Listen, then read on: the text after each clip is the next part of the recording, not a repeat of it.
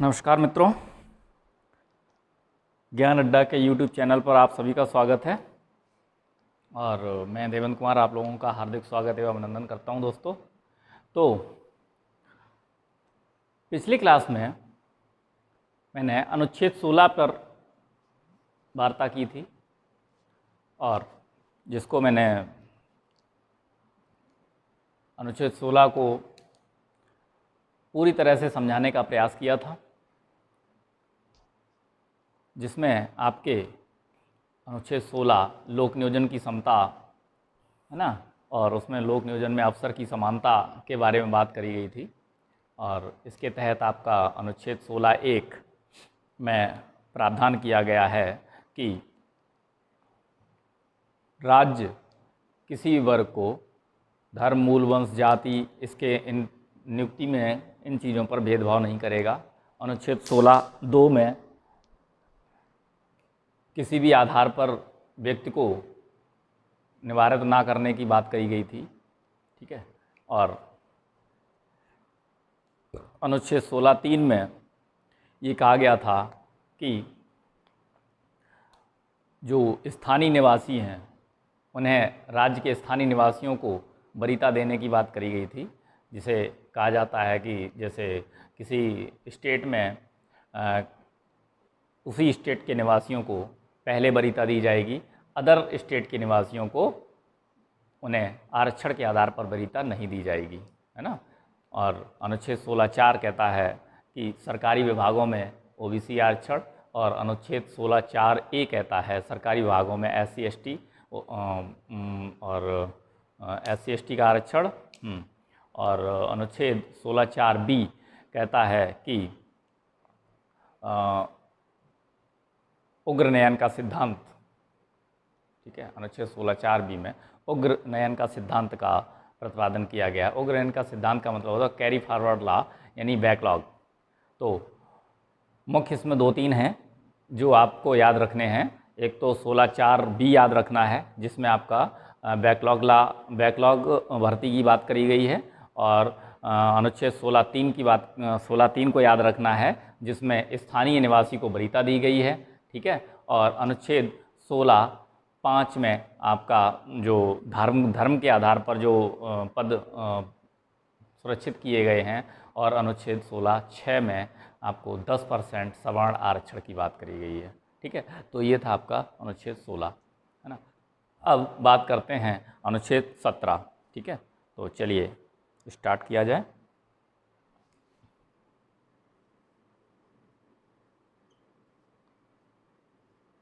अनुच्छेद 17, ठीक है। अनुच्छेद 17 कहता है अस्पृश्यता या छुआछूत का अंत, ठीक है।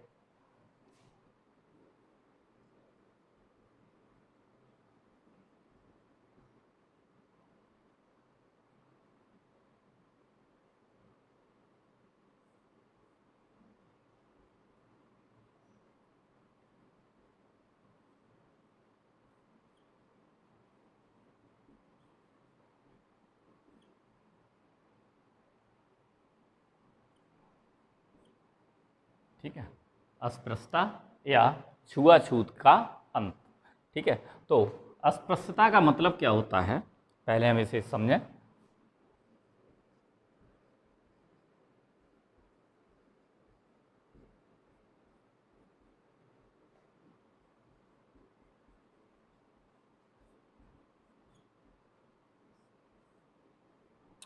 अस्पृश्यता का अर्थ होता है कि किसी व्यक्ति या व्यक्तियों के समूह को, ठीक है, किसी व्यक्ति या व्यक्तियों के समूह के लोगों को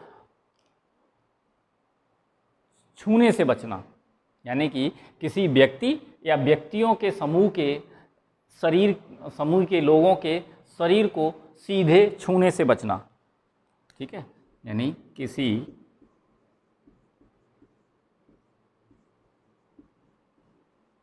व्यक्ति या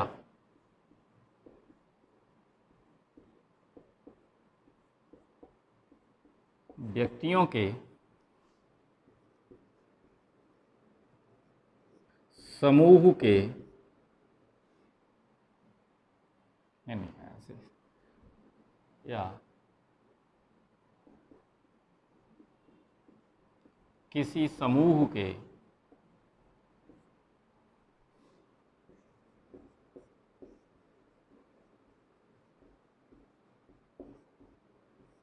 व्यक्तियों के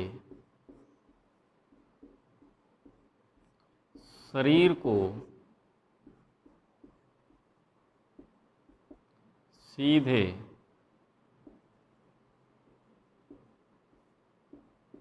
छूने से बचना। ठीक है, अस्पृश्यता का अर्थ होता है किसी व्यक्ति या किसी समूह के व्यक्ति के शरीर को सीधे छूने से बचना। ठीक है, इसी को कहते हैं अस्पृश्यता, छुआछूत। ठीक है, जहाँ हमारे समाज में जो छुआछूत फैला रखा है इसकी बात करता है। तो इस छुआछूत का अंत करता है अनुच्छेद 17। ठीक है, और ये अस्पृश्यता निवारण अधिनियम 1955 जो बनाया गया था, ठीक है, वो इसी के लिए बनाया गया था। ठीक है, तो अनुच्छेद 17 कहता है कि यदि कोई व्यक्ति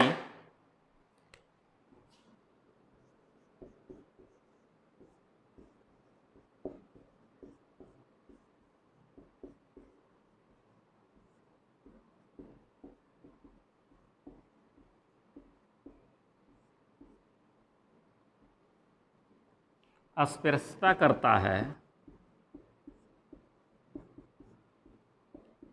तो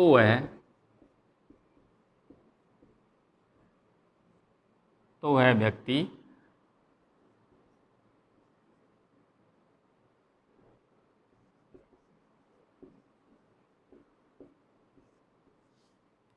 अस्पृश्यता निवारण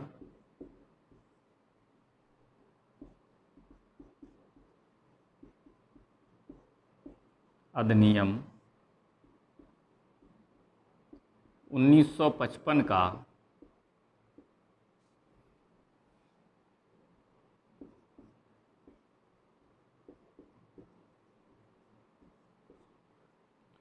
उल्लंघन का दोषी है।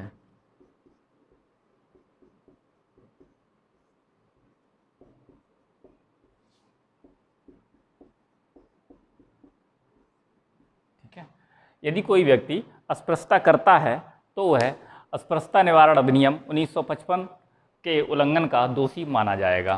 ठीक है,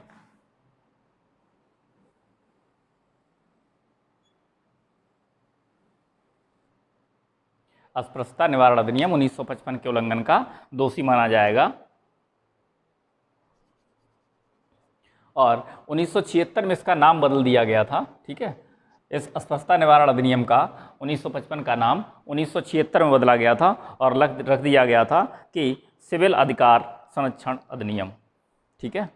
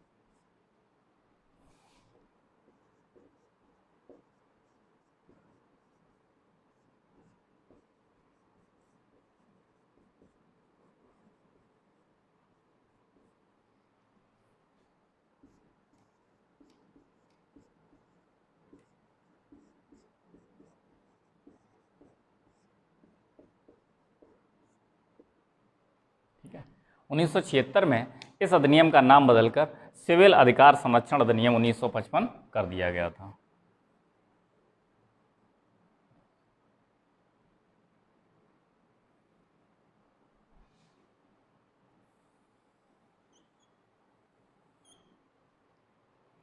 ठीक है, अस्पृश्यता निवारण अधिनियम 1955 का नाम 1976 में बदला गया था और कर दिया गया था सिविल अधिकार संरक्षण अधिनियम। ठीक है, नोट कर लीजिए इसे, फिर आगे बढ़ते हैं।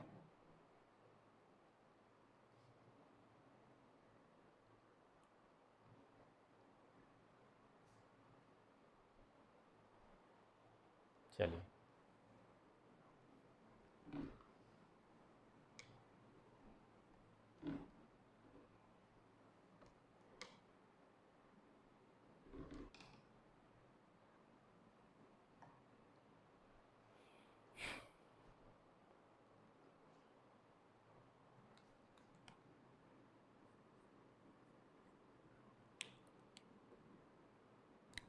इस अधिकार को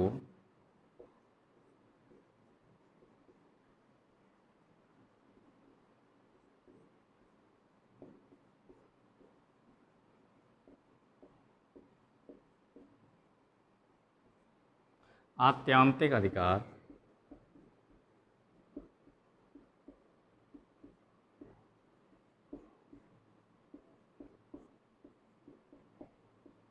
भी कहा जाता है। ठीक है, इस अधिकार को आत्यांतिक अधिकार भी कहा जाता है। ये टोटल एब्सोल्यूट राइट है। ठीक है, इसको आत्यांतिक अधिकार कहा जाता है क्योंकि इसका कोई अपवाद नहीं है। ठीक है,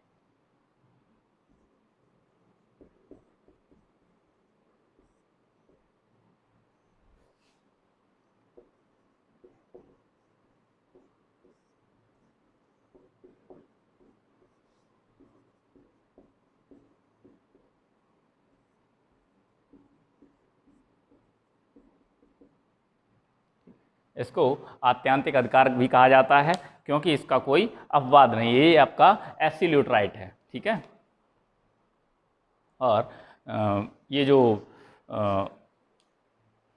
एब्सोल्यूट राइट बनाया गया है ये अनुच्छेद 35 के अनुसार बनाया गया है। ठीक है, तो हम इसमें लिख सकते हैं कि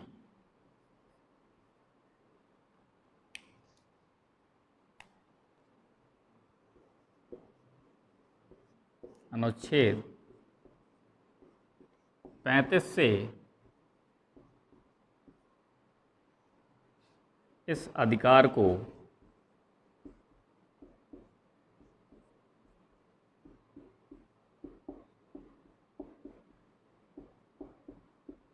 बल मिलता है क्योंकि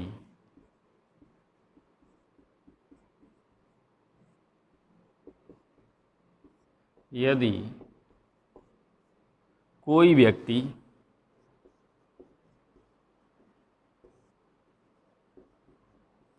इस अधिकार के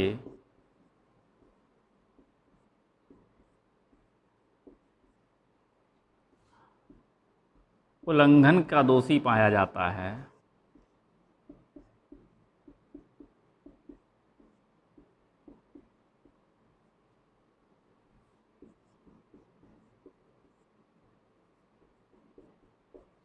तो उसे 6 माह की सजा या 2,000 रुपये जुर्माना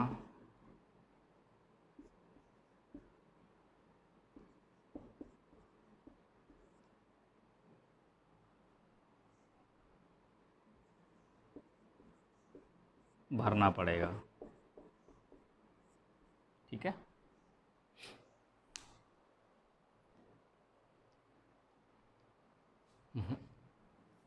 दोनों भी हो सकते हैं।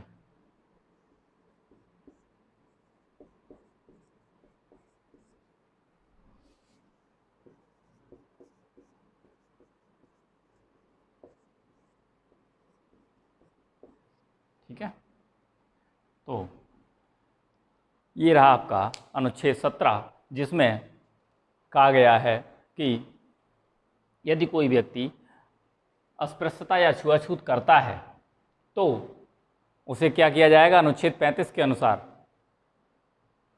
6 माह की सजा या 2,000 रुपये जुर्माना या दोनों हो सकते हैं। ठीक है,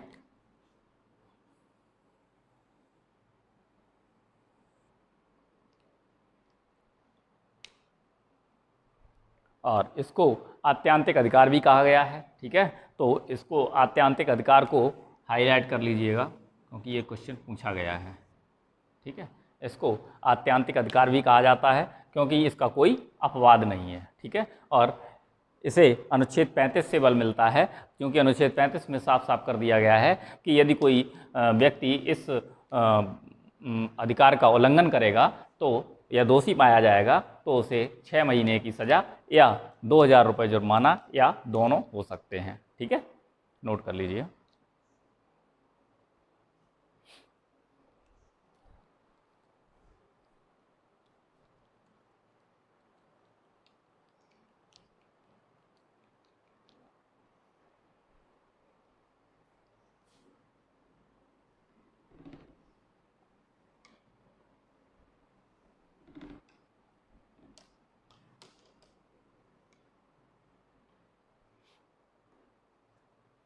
नेक्स्ट है आपका उपाधियों का अंत, अनुच्छेद 18।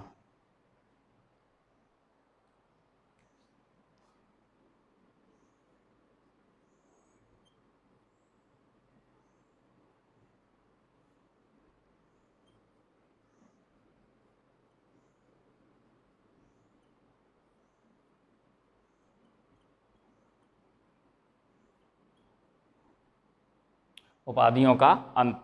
ठीक है, इसमें 2 पॉइंट हैं। फर्स्ट पॉइंट है कि राज्य, ठीक है, जो राज्य है वो आपको मतलब दो संस्थाओं से संबंधित उपाधियां दे सकता है। राज्य कौन सी? शिक्षा या सेना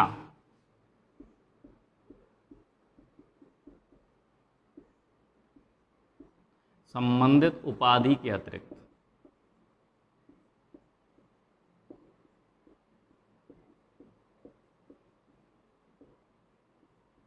ठीक है, सेना या शिक्षा या सेना, इनके अतिरिक्त कोई भी उपाधि प्रदान नहीं करेगा। ठीक है,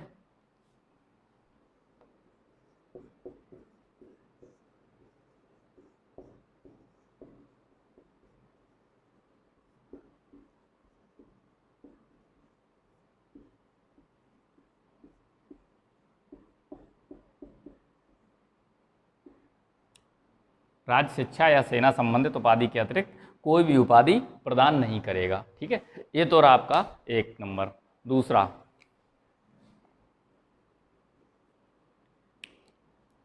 विदेशों में, ठीक है, अर्थात विदेशी राज्यों द्वारा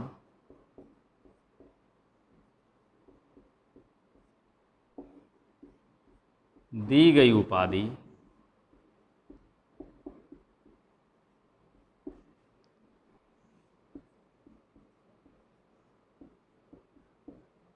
राष्ट्रपति की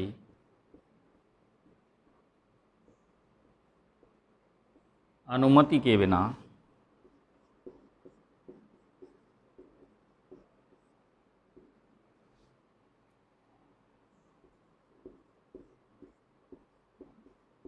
नहीं ली जाएगी।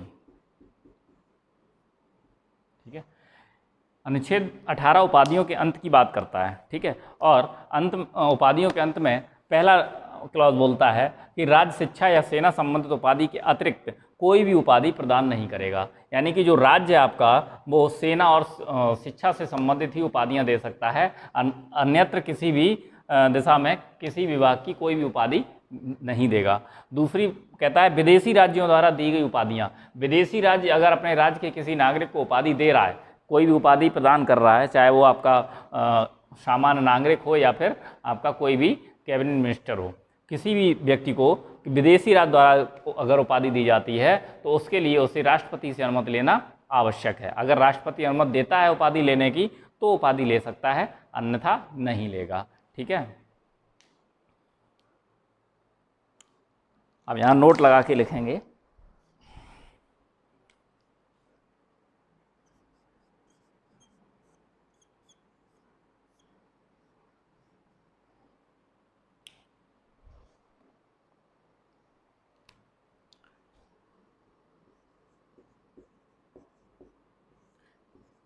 केवल नागरिक को प्राप्त अधिकार,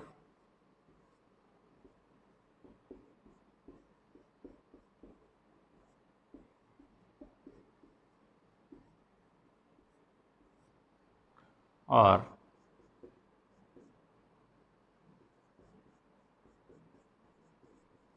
नागरिक एवं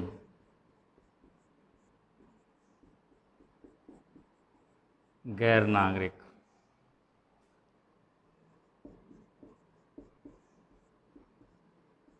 दोनों को प्राप्त अधिकार। ठीक है, केवल नागरिक को जो प्राप्त अधिकार हैं वो है 15 और 16। ठीक है,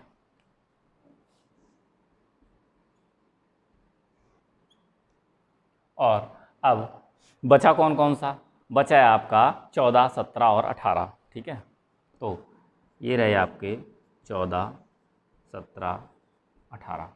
ठीक है, यानी कि अनुच्छेद 15 और 16 के जो अधिकार हैं वो हैं आपके केवल नागरिकों को प्राप्त हैं, भारत के केवल नागरिकों को प्राप्त हैं। ठीक है, अनुच्छेद 15, 16 लिख लेते हैं यहाँ पे।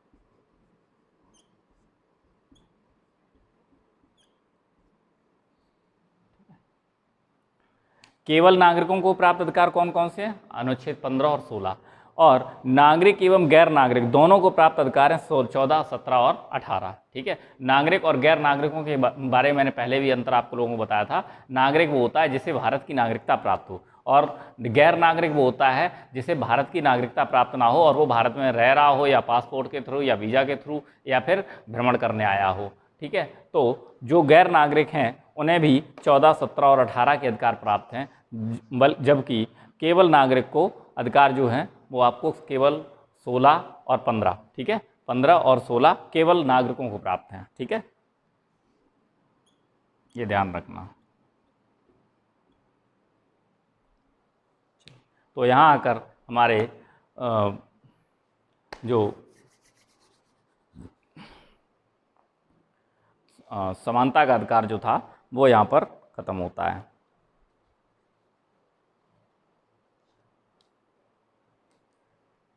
नोट कर लिया? चलिए,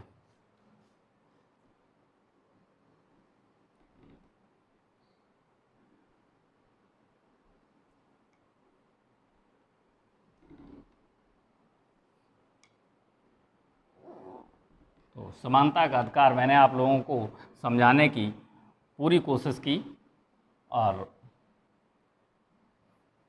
समझ में आया भी होगा। अब बात करते हैं स्वतंत्रता के अधिकार की। ठीक है,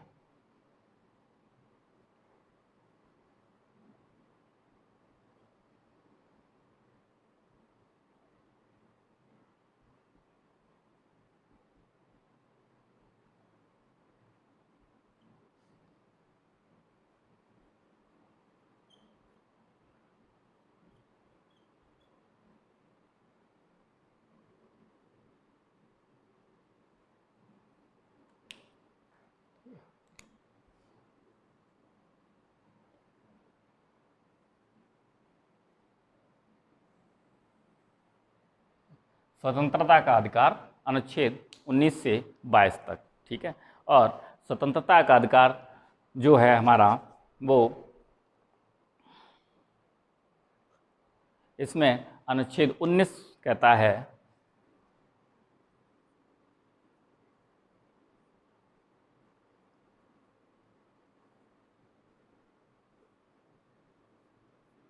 वाक एवं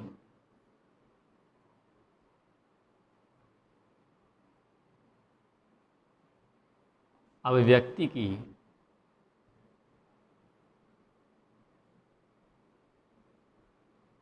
स्वतंत्रता। ठीक है, वाक एवं अभिव्यक्ति की स्वतंत्रता अनुच्छेद 19। और इसमें हमें 6 प्रकार की स्वतंत्रताएं दी गई हैं। हालांकि स्वतंत्रताएं 7 प्रकार की थी इसमें, लेकिन इसमें जो 6वीं स्वतंत्रता है संपत्ति के अधिकार की, उसको 1978 में हटा दिया गया था। तो अब हमारे पास 6 प्रकार की स्वतंत्रताएं मौजूद हैं। ठीक है, कौन कौन सी हैं नोट कर लेते हैं, फिर समझाने की कोशिश करेंगे।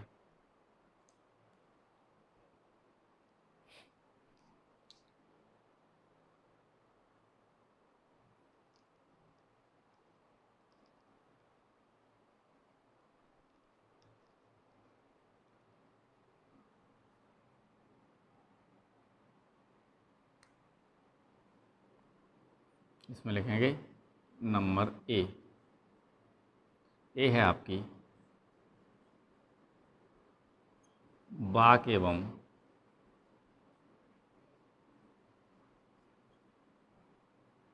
अभिव्यक्ति की स्वतंत्रता। ठीक है, वाक्य एवं अभिव्यक्ति की स्वतंत्रता के तहत प्रत्येक नागरिक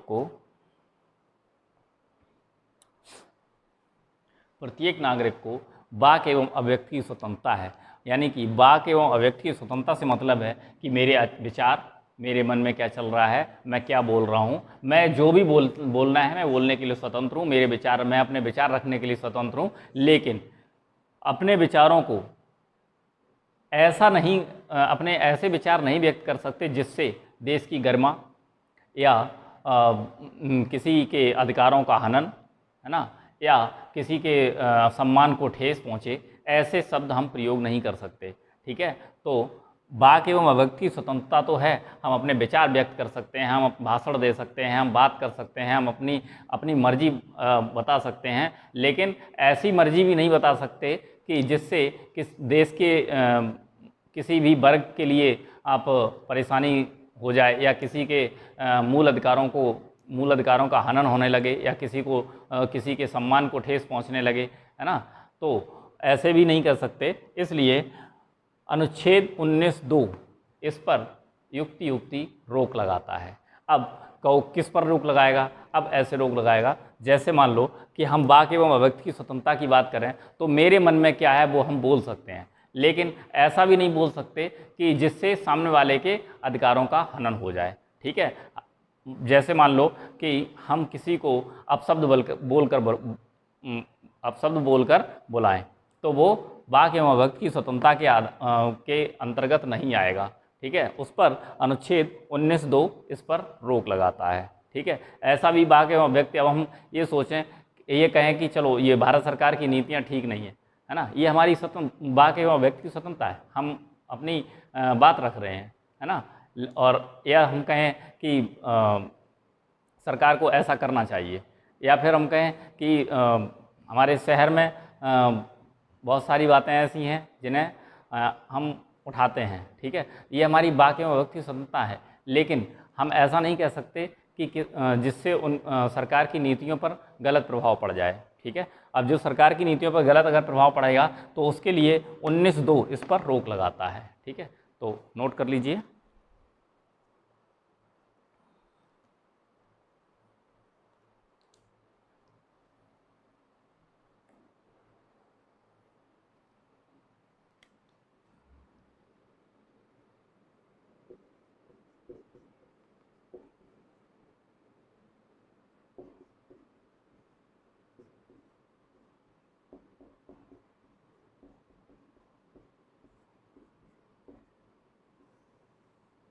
अभिव्यक्ति का हिस्सा कौन कौन से हैं? लेख हैं, ठीक है, आपके विचार हैं, शब्द हैं, चिन्ह हैं, कार्टून हैं, ठीक है, और पेंटिंग्स हैं, सिंबल है, ये सब आपके अभिव्यक्ति का हिस्सा है। जैसे लेख,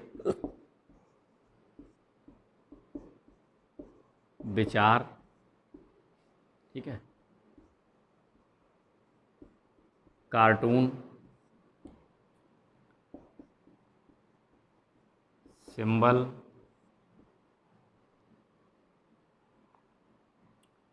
चित्र,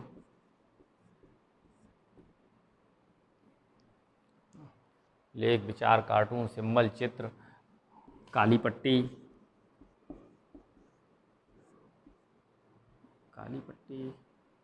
इसमें नहीं आती है शायद,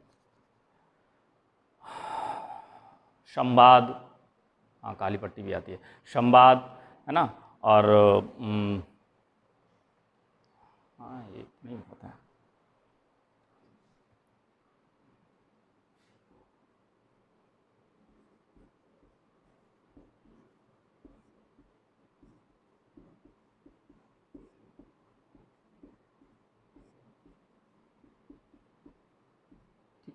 ये जो हमारे विचार व्यक्त करने के तरीके हैं वो हम लेख के माध्यम से विचार व्यक्त कर सकते हैं, ठीक है, विचारों का आदान प्रदान कर सकते हैं कार्टून के माध्यम से, सिंबल के माध्यम से, चित्र के माध्यम से, संवाद के माध्यम से, काली पट्टी के माध्यम से।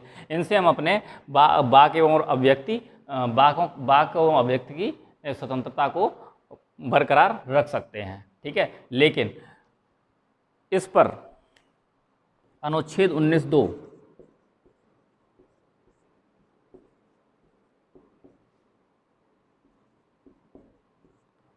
इस पर युक्ति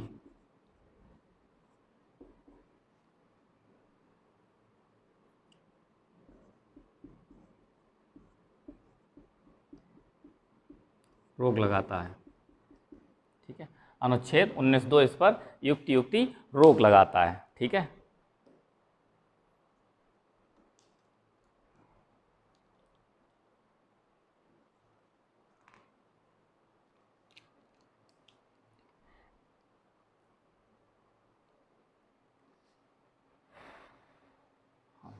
एक केस आया था चिंतामणि बनाम महाराष्ट्र राज्यवाद 1951। ठीक है,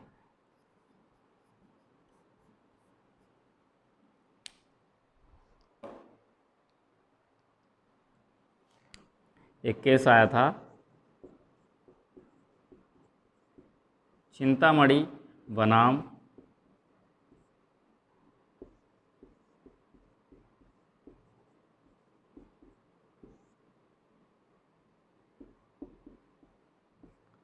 राज्यवाद में सुप्रीम कोर्ट ने कहा कि कोई भी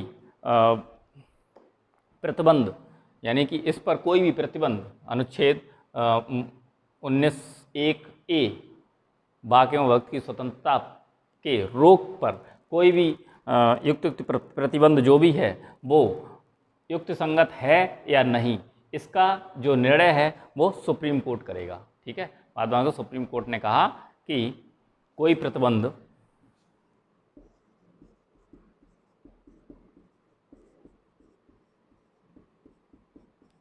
कि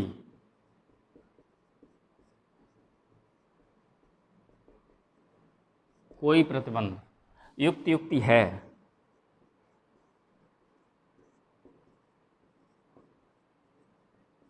या नहीं,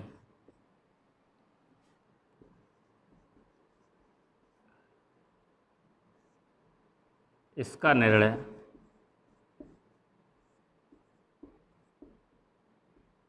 सुप्रीम कोर्ट करेगा। ठीक है, और एक और केस आया था मेनका गांधी बनाम भारत संघवाद। इसमें कहा गया था कि वाक एवं वक्फ की स्वतंत्रता भारत में ही नहीं बल्कि विदेशों में भी कर सकते हैं। ठीक है,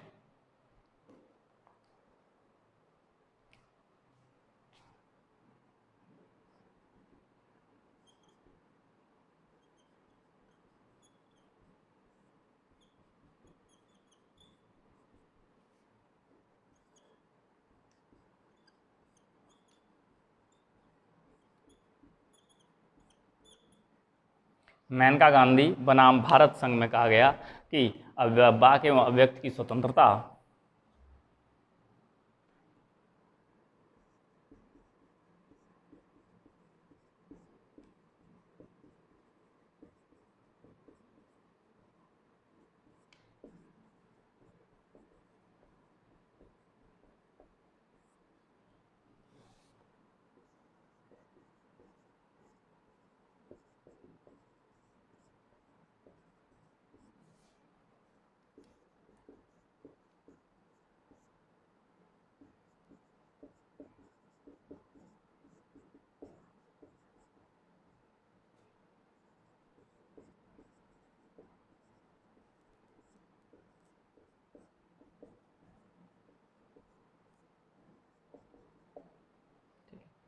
मेनका गांधी बनाम भारत संघ में कहा गया कि वाक एवं वक्त की स्वतंत्रता विदेशों में भी, वो भारत में ही नहीं बल्कि विदेशों में भी व्यक्त कर सकते हैं। ठीक है, तो इसमें आपके कई अधिकार आते हैं, वो भी लिख लिए जाएं।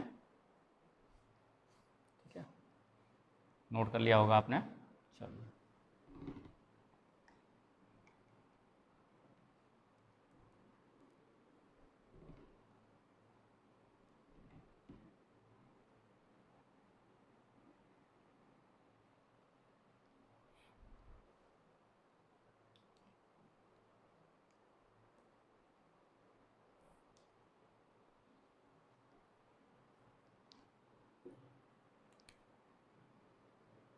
इसके अंदर जो अन्य अधिकार हैं वो भी आपको यहाँ नोट कराए दे रहे हैं।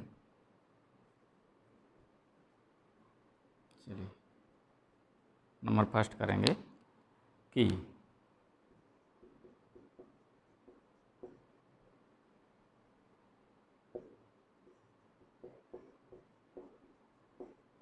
बोलने एवं चुप रहने का अधिकार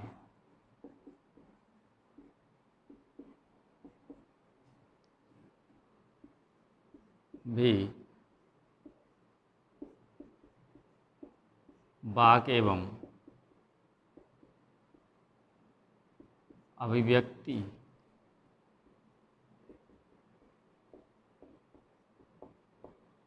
स्वतंत्रता में आता है।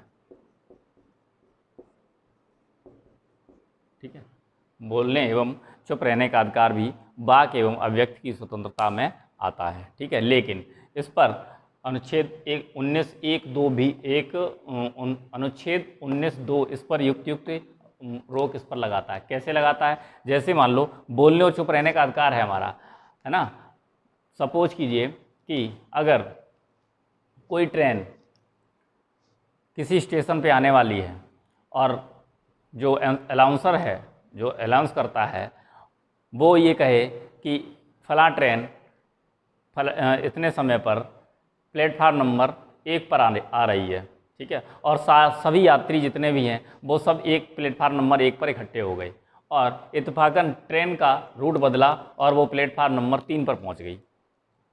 और जब 3 पर पहुंच गई तो अब वो बोल नहीं रहा है, अनाउंसर बोल नहीं रहा है। अधिकारी दौड़ते हुए अगर उसके पास आया भी और उससे कहा कि अरे भाई आप बोलिए, ये कहिए कि जो ट्रेन है वो प्लेटफार्म नंबर 3 पर आ रही है ना, और वो चुपचाप बैठे, वो ना बोले और बोर्ड पर लिख कर दे दे, बोर्ड पर लिख कर दिखा दे कि चुप रहने का अधिकार हमारा जो वाक एवं अभिव्यक्ति की स्वतंत्रता के अनुरूप है, तो वो वहाँ पर नहीं माना जाएगा। ठीक है, तो बोलने चुप रहने का अधिकार एवं वाक एवं अभिव्यक्ति की स्वतंत्रता में है, लेकिन ऐसा अधिकार नहीं है जिससे किसी के अधिकारों का हनन हो जाए। ठीक है,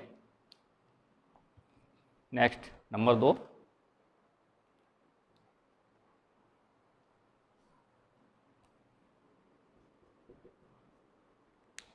प्रत्येक नागरिक को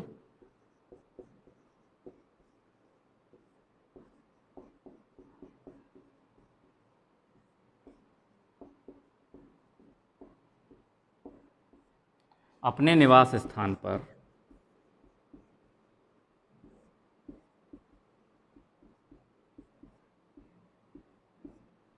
राष्ट्रीय ध्वज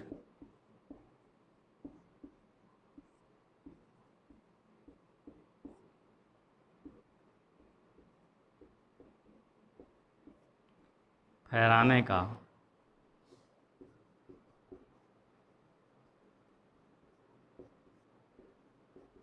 अधिकार है।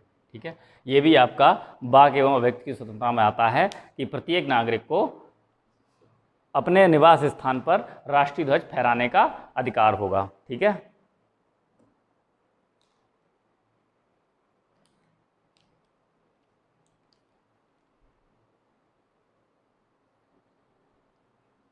नेक्स्ट है प्रेस की स्वतंत्रता।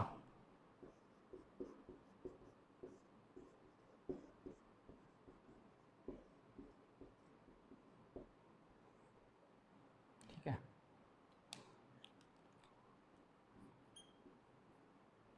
नेक्स्ट है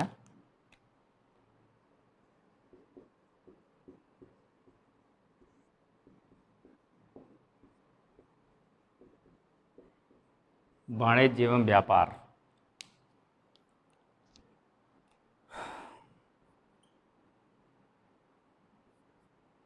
प्रेस की स्वतंत्रता, वाणिज्य एवं व्यापार।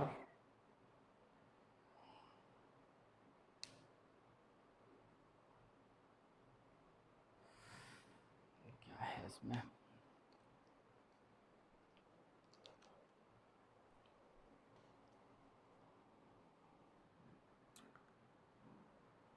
हाँ,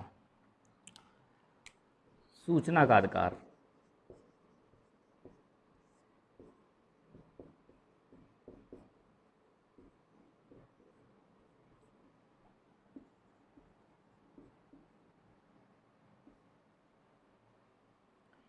ये भी वाक एवं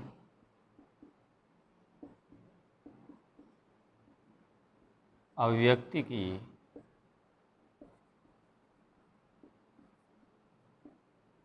स्वतंत्रता में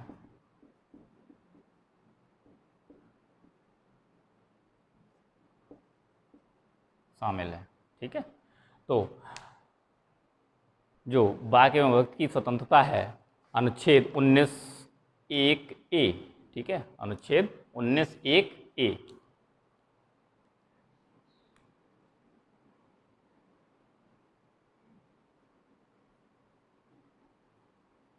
ठीक है, और ये रहा अनुच्छेद 19(1)(a।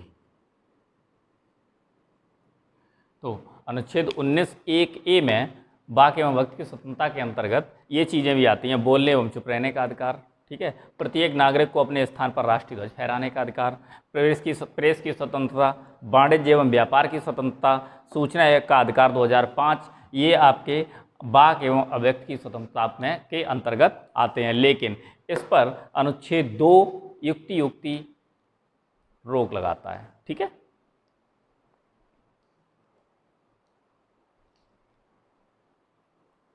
नोट कर लीजिए, फिर आगे बढ़ते हैं।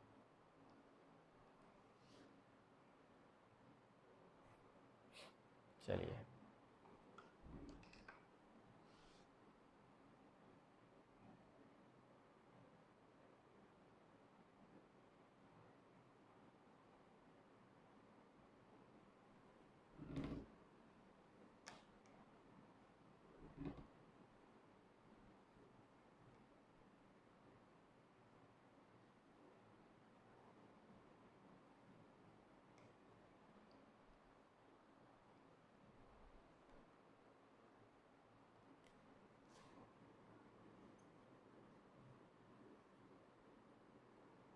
ठीक है, अनुच्छेद 1(b) कहता है शांतिपूर्वक एवं निरायुध सम्मेलन की स्वतंत्रता।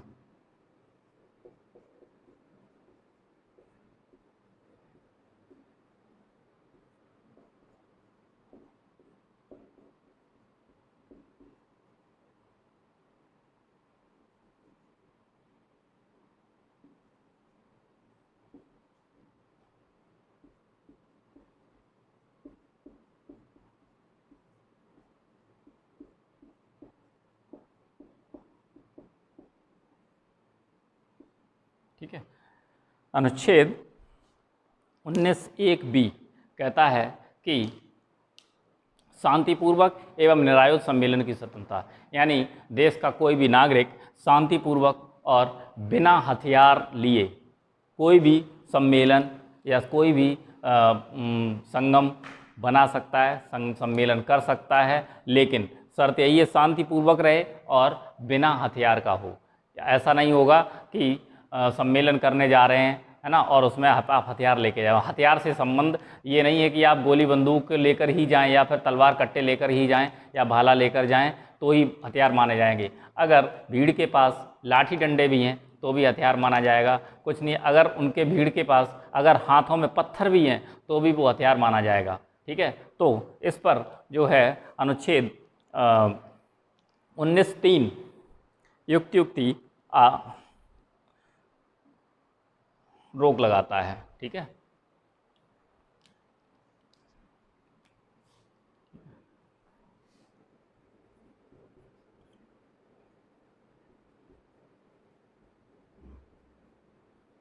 इस अधिकार पर अनुच्छेद 19(3)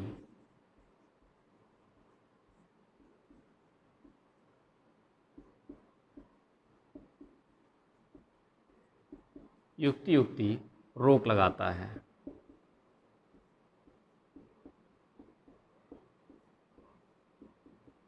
ठीक है, यानी कि आप सम्मेलन कीजिए, खूब कीजिए, लेकिन शांतिपूर्वक करेंगे और निरायुध करेंगे। यानी कि हाथ में किसी के भी हाथ में हथियार नहीं होना चाहिए। बिना हथियारों के आप सम्मेलन करेंगे और शांतिपूर्वक करेंगे। इसीलिए आपने देखा होगा कि जब भी कोई सम्मेलन या शांति सम्मेलन या फिर जो सभा बुलाई जाती है या फिर कोई मार्च निकाला जाता है तो उसमें सबसे पहले पुलिस को सूचना करनी होती है, यानी पुलिस से अनुमति लेनी होती है। क्यों? क्योंकि अनुच्छेद 19(3) युक्त इस पर रोक लगाता है, ठीक है, ताकि कोई भी हथियार वगैरह ना लेके आए। ठीक, तो अब अनुच्छेद 19 सी 1C, ठीक है,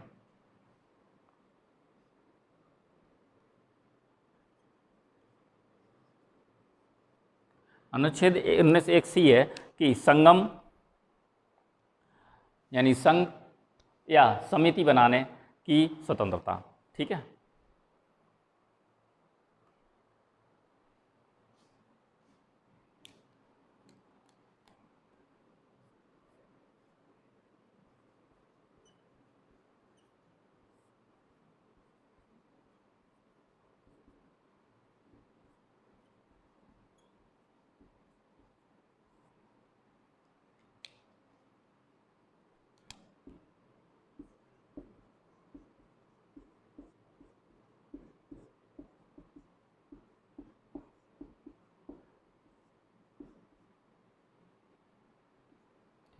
अनुच्छेद 19(1) कहता है कि आप संगम बनाइए, संघ बनाइए या सहकारी समिति बनाइए। सहकारी समिति लिख लीजिए यहाँ पे।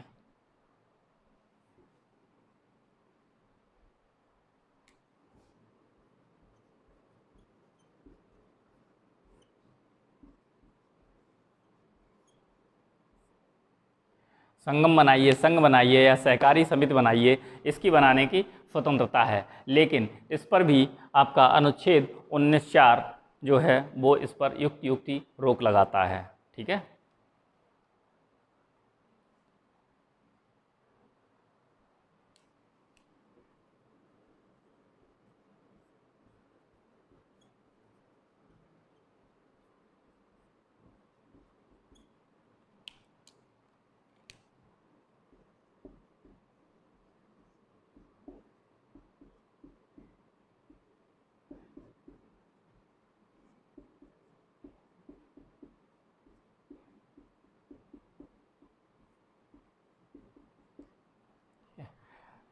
अनुच्छेद 1C कहता है संगम, संघ या सहकारी समिति बनाने की स्वतंत्रता।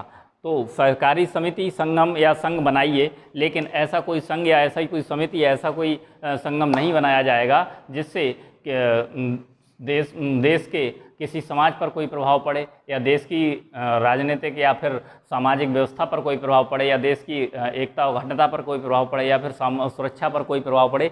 ऐसी कोई सहकारी समिति या संघ या फिर संगम नहीं बनाया जाएगा। इसके लिए अनुच्छेद 19(4) इस पर रोक लगाता है। ठीक है, अब नेक्स्ट है आपका 19(1)D।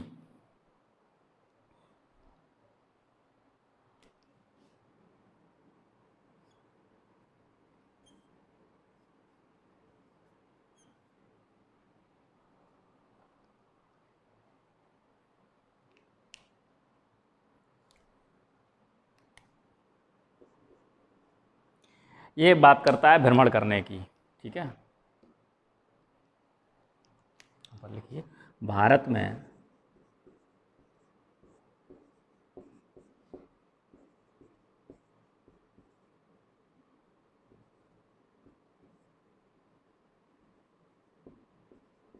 अबाध रूप से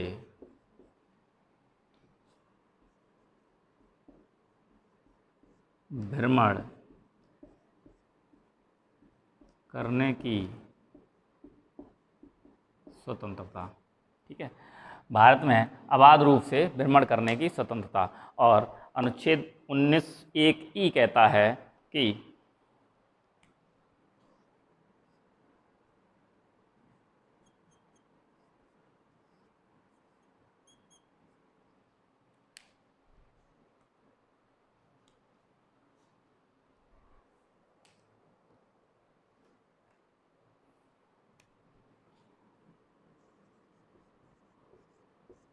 भारत के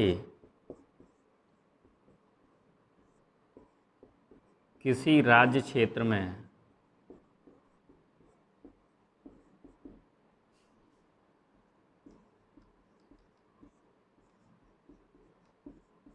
बस जाने की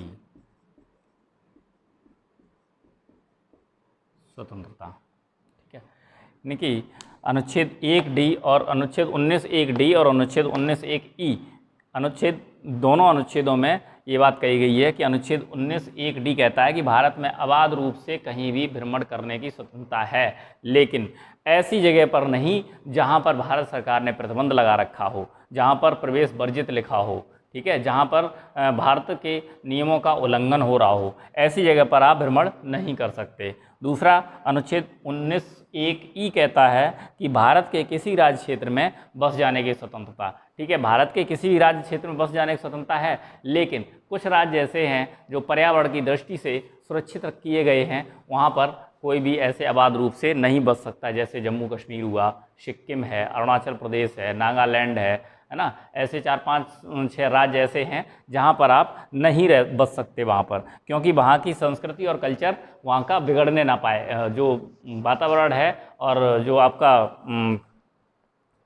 वहाँ पर्यावरण है, पर्यावरण की दृष्टि से वहाँ पर बसने की स्वतंत्रता नहीं है। इसलिए इस पर अनुच्छेद 19 5 इन दोनों पर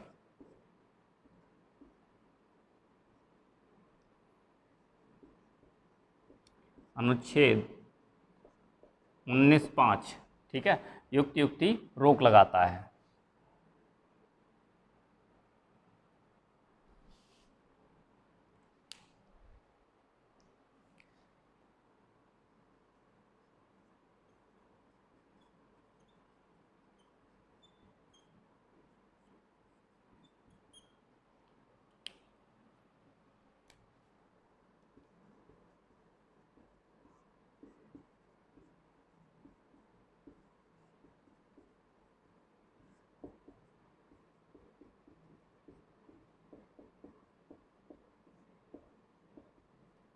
ठीक है, तो अनुच्छेद 1 डी, 19 1 डी और 19 1 ई पर अनुच्छेद 19 5 युक्त युक्ति रोक लगाता है। और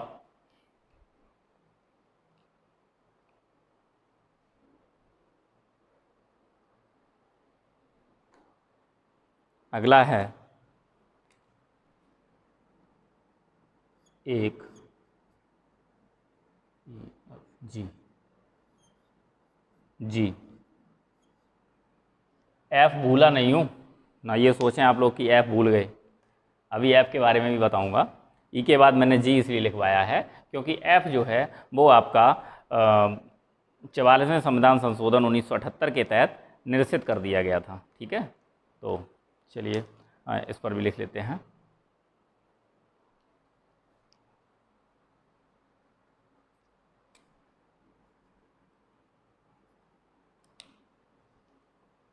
भारत में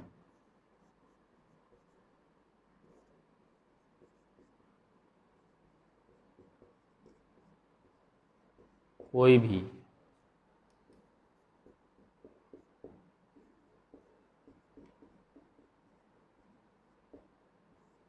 उपजीविका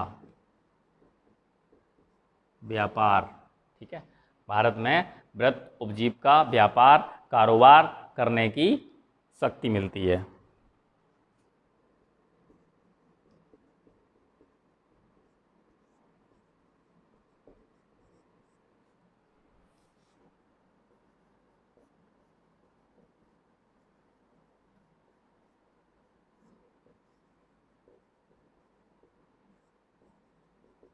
ठीक है, अनुच्छेद 19 1 जी में कहा गया है कि भारत में कोई भी वृत्त उपजीविका व्यापार कारोबार करने का अधिकार है, लेकिन अनुच्छेद 19 2 6, ठीक है, अनुच्छेद 19 2 6 इस पर युक्त युक्त रोक लगाता है।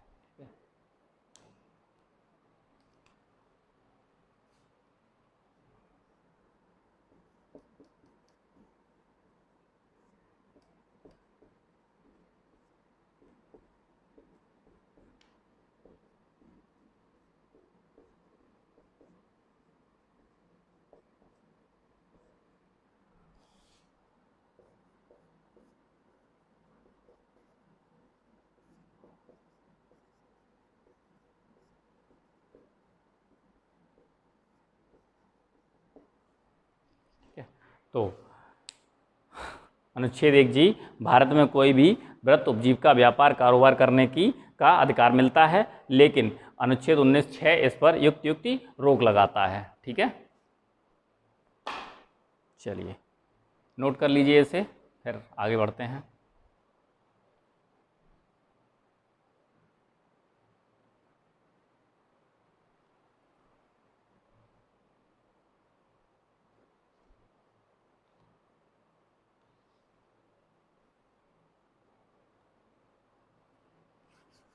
चलिए, तो टाइम हो गया है, तो अब इसका जो शेष छूटा हुआ थोड़ा सा भाग है, जो आपकी अनुच्छेद 19 के तहत जो इसकी आधारभूत बातें हैं, वो हम आपको कल नोट कराएंगे। ठीक है, तब तक के लिए आपका बहुत बहुत धन्यवाद।